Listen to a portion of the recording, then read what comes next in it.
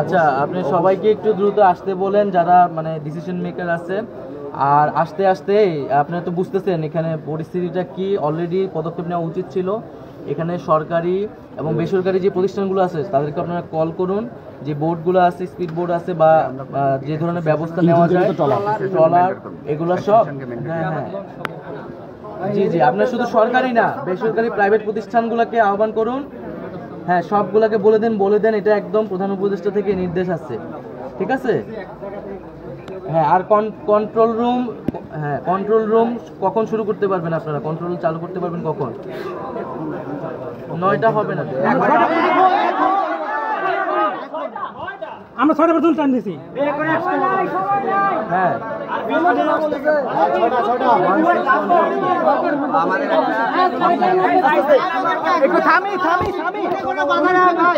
আচ্ছা, এটা আপনি দ্রুত 1 ঘন্টার মধ্যে এটা চালু করার ব্যবস্থা করেন। আমি এখানে আছি, এটা চালু না হওয়া পর্যন্ত আমি যাচ্ছি না আর কি। হ্যাঁ, কন্ট্রোল রুম কে আছে বলে দেন, এটা চালু হইলে, এটা কার্যক্রম শুরু হলে তারপর আমি যাব।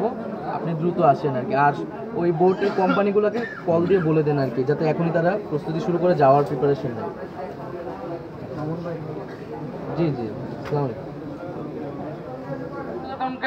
আমি ধন্যবাদ জানাচ্ছি যে তারা আছে, এবং সকলের প্রতি আহ্বান থাকবে যে আপনারা ঐক্যবদ্ধভাবে প্রতিটা বিশ্ববিদ্যালয় বা যেভাবে ত্রাণ উত্তোলন করছেন সেটা ইউনাইটেডলি করেন, এবং সরকারের জায়গা থেকে প্রধানমন্ত্রীর দপ্তরে যে ত্রাণ তহবিল আছে সেখানে সব টাকা সকালের মধ্যে সেখানে কার্যক্রম শুরু হয়ে যাবে। সকল প্রতিষ্ঠানকে বলে দেন যে যাতে এবং আমি সকল প্রতিষ্ঠানকে আহ্বান জানাচ্ছি আপনারা দ্রুত সময়ের মধ্যে অফিসিয়াল কাজ শুরু করুন, এবং যার যার জায়গা থেকে সকল দিক নির্দেশনা চলে যাক।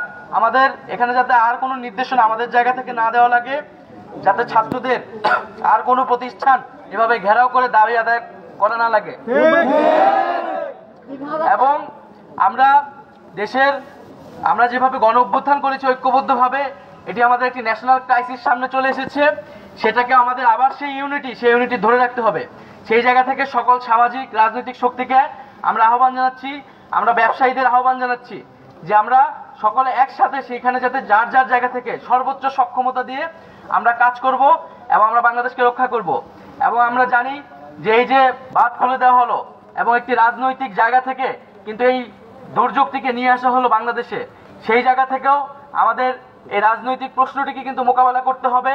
কেন যে কোনো এই যে বাঁধ খুলে দেওয়া হলো, বাংলাদেশের সাথে কোনো আলোচনা ছাড়া, কোনো ধরনের ডিসকাশন ছাড়াই কিন্তু বাঁধ খুলে দিয়ে বাংলাদেশের মানুষের বিরুদ্ধে আমাদের সেই প্রতিবেশী রাষ্ট্র কিন্তু জনগণের বিপক্ষে দাঁড়িয়েছে। আমরা তার নিন্দা এবং প্রতিবাদ জানাই, এবং আমরা আহ্বান জানাবো যদি বাংলাদেশের জনগণের বিপক্ষে কোন রাষ্ট্র দাঁড়ায় তাহলে বাংলাদেশের জনগণও কিন্তু তার জবাব দিবে। তো সকলকে ধন্যবাদ জানাচ্ছি, এবং আমি আপনাদের নিশ্চয়তা দিচ্ছি যে আপনারা যেই দাবিগুলো নিয়ে এসেছেন সেই দাবিগুলো এখান থেকে বাস্তবায়ন না হওয়া পর্যন্ত আমি অন্তত এখান থেকে যাব না।